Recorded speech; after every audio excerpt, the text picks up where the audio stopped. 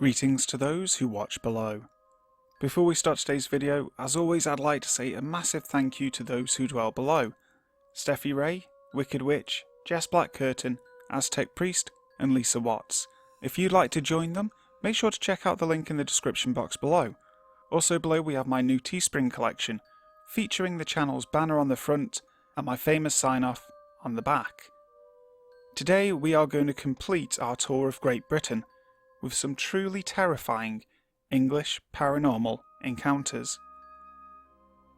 An English Pub by Ben. When I was about 15 years old, my dad became the manager of a pub. I won't say the exact pub, as he doesn't run it anymore.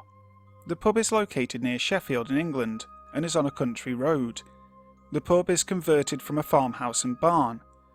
To get to the pub, you come off the country road and follow a small track only about half a mile long until you reach the car park. The first night we stayed there, we all slept in different rooms, as the pub was also a small hotel with about 6 rooms spread over 2 floors. The first night I stayed in room number 3. When we started to go to bed, the family dog wanted to come into my room, and it lay on the carpet and wouldn't move, even when my dad was shouting at it to leave.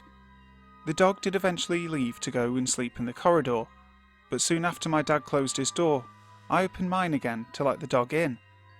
Now, this dog is a Rottweiler with a head as big as a boulder, but the poor thing could not get any closer to me and really didn't want to be on his own. I should mention that my parents divorced, and at the time I only saw my dad at the weekends. The next time I went to stay there, I stayed in room number 4. Just to set the scene, if you come out of room number 4, to the right is an emergency exit, with a push bar to open the door, which leads to the fire escape stairs, and to the left leads to a staircase, which leads to my dad's room and a spare room that was not being used at the time for little more than storage. I wasn't comfortable at all in the room. I didn't want to turn the lights out, and tried to keep watching TV as long as I could. Eventually, around 3 AM, I turned the TV off, but kept the lights on. My dad had started leaving the dog in the pub area downstairs, and blocked the door leading up to the bedrooms. I think he didn't want any dog hair in the bedrooms, as he wanted to start letting guests stay in the rooms. Anyway, the dog was going crazy, barking non-stop. I was far too scared to go down and see what was up. I then started hearing the emergency exit bar on the door outside my room rattle, as if someone was trying to open it, but they were not pushing down hard enough to open the door. The next thing, I heard footsteps really loudly running, almost crashing down the stairs from my dad's room, and I saw shadows pass under the door of my room. I felt relieved. I thought my dad had gone down to go and see what the dog was barking at. The next day, I asked my dad what the dog was barking at last night when he went down, and what he said sent shivers down my spine. He said he had no idea. He never heard the dog and never went downstairs at all during the night. After some research, I found out that a woman many years ago had slipped on those stairs and fell down them, breaking her neck. She died instantly. One time, my dad's partner, her son and I came home one night and the pub was in darkness, which frequently happened. The lights would go out all by themselves, and my dad, who was previously an electrical engineer and more than capable of rewiring a house on his own, couldn't figure out why. Anyway, we came home, and I can't remember why the pub was closed, but it was, and we just had a quick scan round to check no one had broken in. And right at the back of the small restaurant area, we could see a man, sat at one of the tables, just staring at us. He was solid black. Other things started to get lighter, like the flowers on the table and the chairs, but this figure remained solid. We panicked and ran upstairs and stayed in one of the rooms until the lights came back on. It wasn't a burglar. The next morning we checked that everything was still there, and all the doors were locked. The kitchen area of the pub was a big room, which was the old barn, and that was the worst room of the house. You could constantly feel someone watching you and walking past you. Whoever was watching felt angry, as if they were annoyed because you were there. No one wanted to be in this room alone. My dad had a few waitresses and bar staff leave because they felt uncomfortable working in there. Again, after a bit of research, we found out that the farmer who lived in the farm hung himself in the barn, which is now the kitchen. And to be honest, I don't think he left. Objects would constantly go missing, spoons would turn up again bent out of shape, and the whole kitchen was cold. Even when we had the cookers on, we still had to wear jumpers in there. My stepbrother and a family friend were staying in room number 7, the storage room I mentioned earlier. During the night, one of them, Neil, thought that the other one, Jim, had gotten up and was leaning over him as if to check he was okay. To make it a bit more confusing, Jim had thought that Neil had gotten up during the night and leaned over him. They both said that they were half asleep, but through their haze could see a figure standing above them, staring down. Neither of them fully woke up, but in the morning after comparing stories, they both said that they did not get up at all during the night. A few other things happened, such as a football coming rolling down the length of the pub to where me and my stepbrother were sitting. It literally then stopped on the spot about a foot away from us. No one else was in the building. The back door of the pub was locked at night, but every morning we would find it open, but the lock was still in the locked position. The actual bar that locks into the socket was still sticking out. There was no way it could have opened, as the lock was new and undamaged, but this kept happening. This started happening about a month before my dad moved out. Anyway, my dad eventually gave the pub up. His partner just didn't want to stay there. The dog was never the same. It became a very tame dog, but it did start to get a little better after my dad moved out.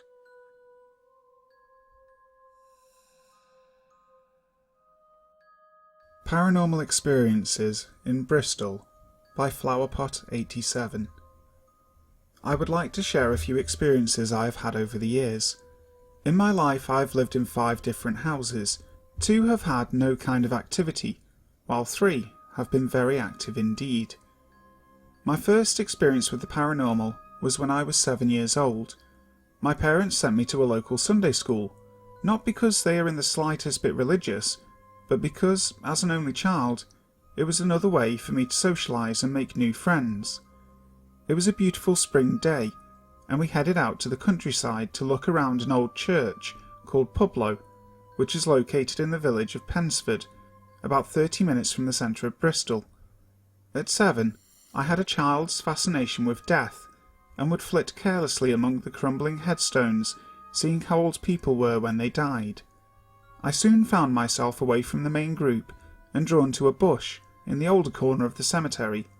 I lifted the bush's back, and underneath was a small wooden cross, akin to what you would bury a pet with.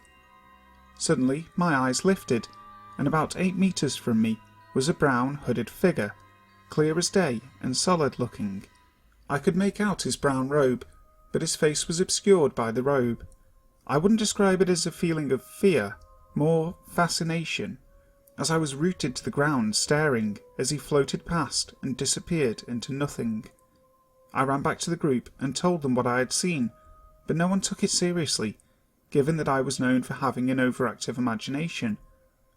Later, when I was 9 or 10, my parents had split up, and my stepfather had moved in with us. We lived in a 1960s-style house, which had been built on uninhabited farmland, which would give no reason for anything of the paranormal to occur. Boy, was I wrong. I wouldn't call it a ghost, but more of a haunting. I could put it down to the in-between age I was at, and the emotional trauma of being separated from my father, but things started changing. As an only child, I had the largest bedroom to myself, which was beautifully decorated in a cheerful blue and yellow. It was a favourite hangout of my friends, and I would often have sleepovers. One evening, me and one friend were about to go to sleep, when an almighty knocking sound came from within the walls and proceeded to continue for 15 minutes. Scared witless, we ran to my mum, who blamed the boiler. The boiler was nowhere near my room, and the sound came from within the walls where no pipes were located, so go figure. For the next year or so, when sat in the living room, we would hear heavy footsteps emanating from my room. However, as I got older and more settled, they died away. I always felt uneasy in my room. My third experience was the second flat I moved into with my partner. It was located on the first floor of an Edwardian house and was our first proper home together. I loved the flat, despite the house being very dark with a bit of an atmosphere. At the time, my nan was very ill. We all thought she would pull through again, but working as a PA to a pathologist, I knew differently, and the night before she passed, I said my goodbyes. My boyfriend was on the early shift the next day and left the house at 5:30, leaving me to have a lie-in. Shortly after he left, I heard heavy footsteps coming up the stairs to my bedroom, heard my door open, and felt someone watching me.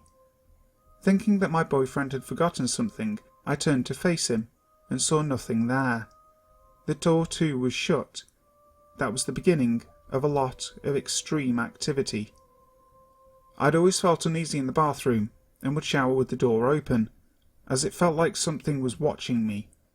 With my job, I was able to work from home occasionally, and one morning I felt a breeze come from the bathroom, swing right by my legs, and flutter the papers I was working on onto the floor. All the windows were shut. My kitten stared intently and followed the breeze around the room before settling down again. The defining moment came one evening when we had fallen asleep on the sofa. I heard a terrible groaning sound, like someone choking. Then I could hear a sound like sweet wrappers being scrunched up and battered around the room. Thinking it was my kitten playing with our chocolates, I sat up to chastise her, only to find her asleep on my pillow. That was the final straw for me. As it was winter and I finished work before my boyfriend, I got tired of wandering around our local supermarket or sitting in the pub waiting for my boyfriend to finish, as I hated being alone in the flat. I got my uncle involved, who's a spiritualist, and had been involved in clearing my friend's student flat. He came to my flat and straight away picked up on the fact that I had been uneasy in the bathroom. He told me I had an old man visiting who liked to use the bathroom as a throughway, like he had in life, to get from one house to the other. If I explained the layout, we lived in a terrace house. The next door house was not connected to ours at all. I laughed it off until my normally placid kitten started trying to attack my uncle as he spoke. I ended up having to lock her in the kitchen while she struggled to get out. The atmosphere was thick and the hairs on my arms raised. My uncle said the spirit had moved on and that we should not be scared as he was just passing by. I left the flat hurriedly with them that night, and we moved soon after. The funny thing is, when I spoke to my landlord, he told me that yes, the two houses had been bought by an old man in the 1920s, and there had been a doorway in my bathroom before they were converted back some 60 years ago. Go figure. At 26, I now live in a beautiful Victorian flat with a resident but not intimidating spook, who it seems I can feel. I don't run screaming from the house in terror, and it lives in harmony with me, my partner, and our now fully grown cat.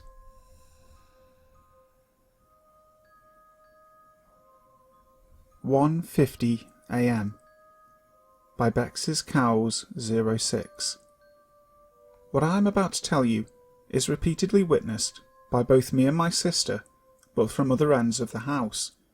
It went on every night for years. I'm not sure if it still does happen, but we now sleep through it, or it just stopped.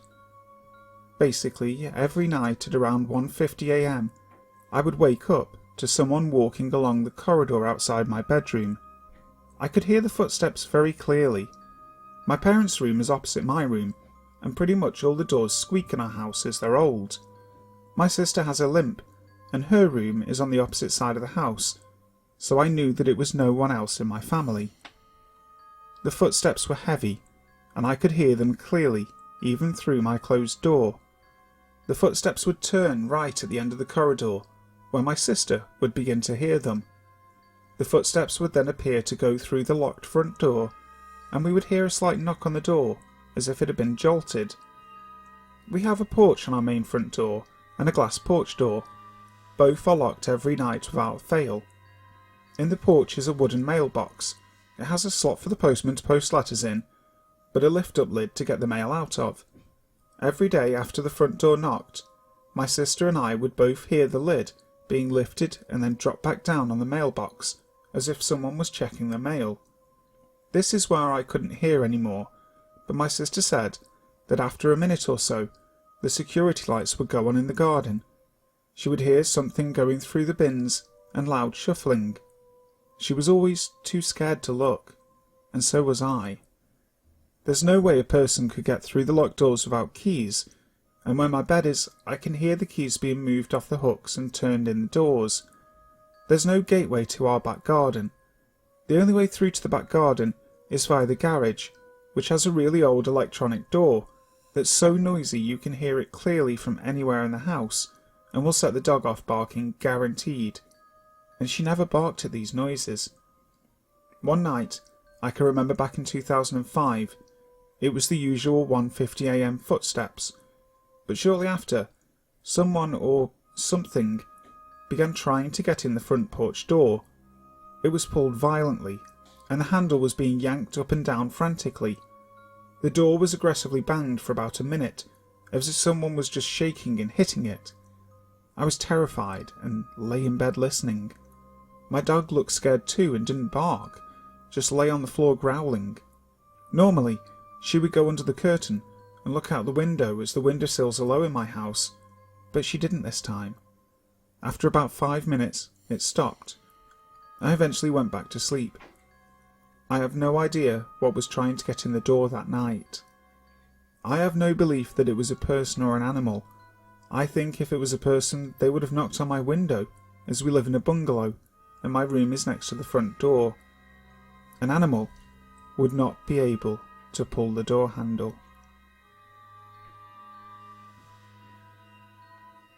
Spooky Warehouse Incidents by Thero. So, I've worked in a warehouse in the east of England for almost 4 years now.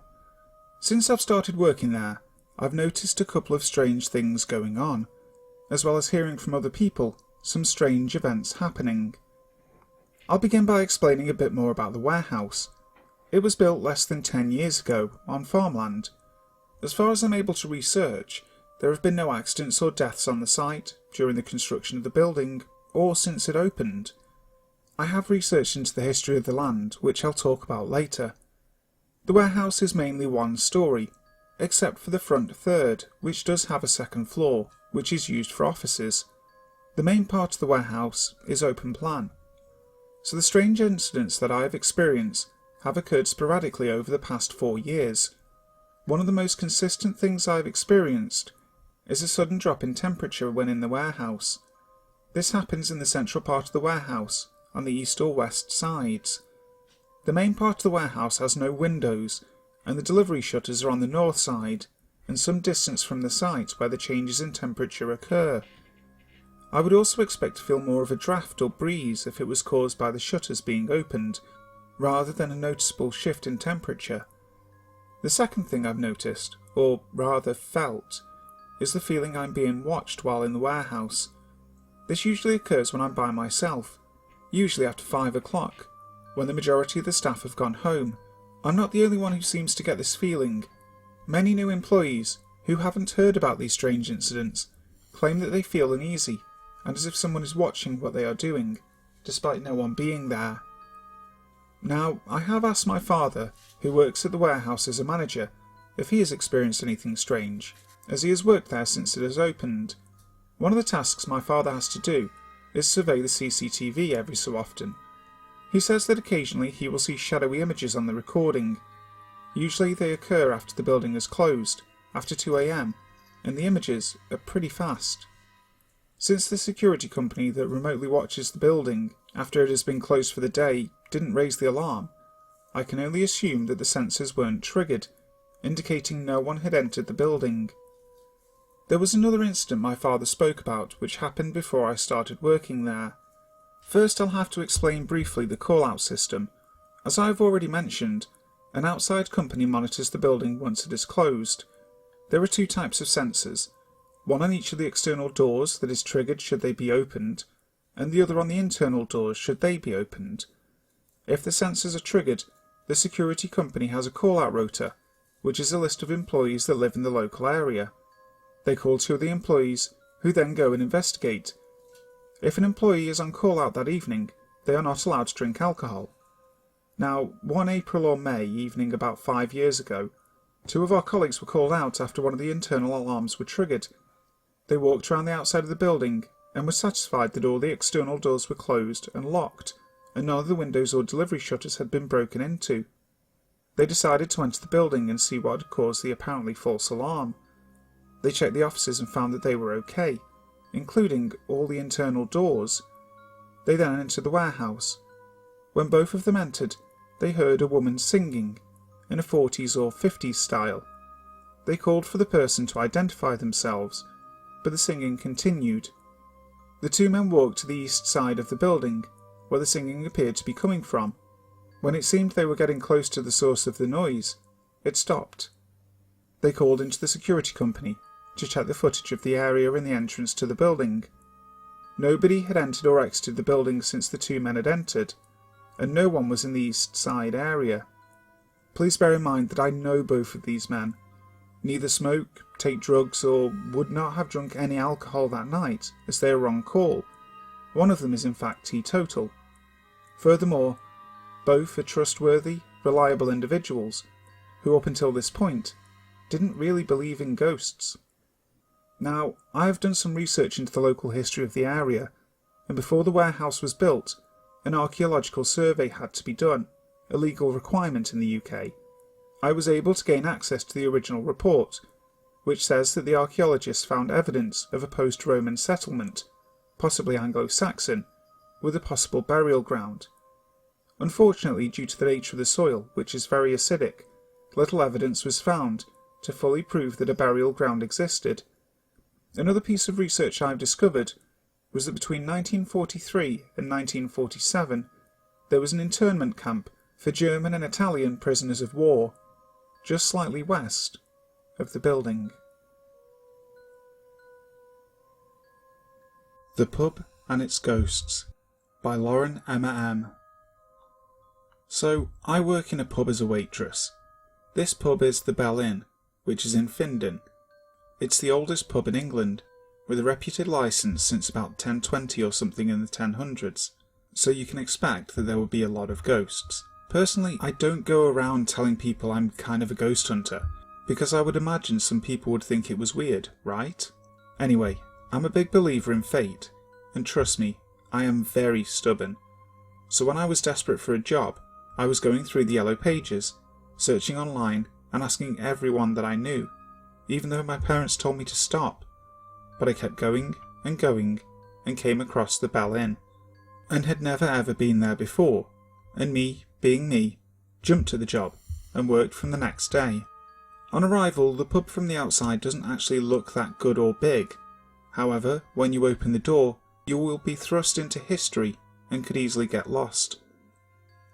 There are 2 entrances, and throughout this story, I'll be talking about the car park entrance, which takes you straight into the front bar. Standing behind the bar, there is another bar to your left and to your right, so the wooden bar makes a kind of U-shape, where there's no bar directly behind you. There's a door which has a passageway with 3 doors, one for the owner's house, one for the kitchen, and the other to the cellar. In the kitchen there's another door, and when you open it, there are 2 rooms either side of you. One is the old barn, and the other is the main dining room. There's a small flight of stairs at the end of this main dining room, which takes you down to the left side bar, and then you simply follow the carpet round to the front bar, and so on. Now, customers are not allowed in the passageway leading to the kitchen, house and cellar. And now that's out of the way, I can begin, because those features are very important. So, a few weeks into my job, we have no customers for the first hour, so me and the owners, Jane and Derek, get talking. Jane and Derek are the nicest people you will ever meet, and to be honest, I had no idea that they were into ghosts and such. However, into our conversation, Jane mentions that they have had ghost hunters and paranormal researchers in the pub because of its haunted past, and they found the following. 2 children, a boy and a girl who were no older than 5, who used to live in the house with their family, and their mother was a duchess. They called Jane the Duchess apparently, and they liked to play upstairs and out in the passageway. a woman who likes to stand out by the girls' bathrooms, nice and tall in the corner, but she sometimes wanders around the bedrooms and likes the smell of the flowers Jane puts in there. Also, there's an old monk who travels through the pub from time to time and who likes to explore. And they also captured a load of orbs on film and on pictures and stuff. After finding this out, Jane then went on to tell me her experiences with the paranormal at the pub, which are the following. While cleaning the kitchen one night, she went out into the old barn to put something away. When she turned around, there was a monk staring at me in the window. He must have been quite short, because she could only see his head. He was pale and staring at her, not moving, and remained there for a couple of minutes, and then the next moment he was gone. And one night when she was sitting in the bar with the customers, the room suddenly went cold, and there was a man standing at the bar, totally out of the period. He was definitely a ghost. He wore a tall black hat and a black coat, and was drinking from an empty beer glass, and had a big bushy beard. Everyone she asked couldn't see him, and when she looked again, he was gone. And they have heard so many noises in the day and night. Apart from Jane and Derek, the customers have had a lot of experiences too. On Saturday nights when I used to work, there were customers coming up to us and asking us if we had ghosts. And the man I was working with at the time, David, and I said yes. And then the customers would tell us of the man with the beard that Jane had saw, and sometimes even the monk. No one has yet seen the children or the lady by the bathroom, but the bathroom door will open and then slam shut some nights, scaring us all. Now for my experiences at the fabulous pub. I can't remember the order in which they happened, but here I go. The one that scared me the most was when I was in the kitchen on a Saturday night. It was about 9 p.m, and there were a few customers in the front bar, and no one in the dining room or old barn, and Jane and Derek were in their house. David was in the bar, simply washing dishes. I heard a knock on the door leading to the old barn, which is heavy and wooden. It was so loud and made me jump. I turned around, and there was no one there, but it knocked again and again. I got nearer to the door. It has a key and a lock in it, and you can't even tell that there is a lock or key from the other side of the door. And all of a sudden, the key began to turn, and it clicked as it became unlocked. And then the key and door handle jangled around for about 30 seconds, and there was more banging on the door, but softer. I was so scared, and when it stopped, I locked the door, and the key was freezing cold. It took me a while, but I gradually unlocked the door and went out in the old barn, but there was nothing there. The room was freezing. The old barn is by far the creepiest place in the pub. It was kept as a barn for ages before it was converted into a room, so I don't know what went on in there.